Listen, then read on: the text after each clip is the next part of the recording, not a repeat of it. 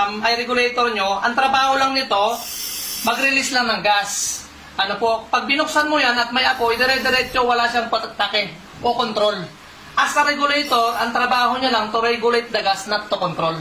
Regulator lang po. Good for 3 months, 4 months, 5 months, tapon mo na. Ano po. Pero po, pansinin nyo po ito, pag may breaker po kayo sa gas.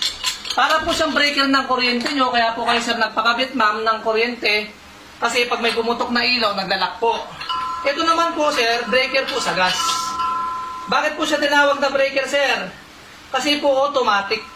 Kahit po nakabukas yung tangke nyo, paapuyan ko po, itutok ko pa sa akin, safety po tayo. Ngayon po, para makaluto kayo, pipindutin nyo po. Pero pag binitawan nyo, naglalak, kasi may kulang. Ibig sabihin po, hindi nakakabit yung hose. Ngayon, kahit pumusok po sa likod, gamit nyo ito, siya na po ang kusang magpapatay ng apoy. Ngayon sir, para makaluto kayo, kailangan nyong ikabit yung hose. Simple lang, ikabit yung hose, nakabukas, isang pindot. Dito na po kayo. Umaga, hapon, tanghali, gabi, dito na po kayo magpapatay hanggang sa maubos ang laman ng tangke nyo.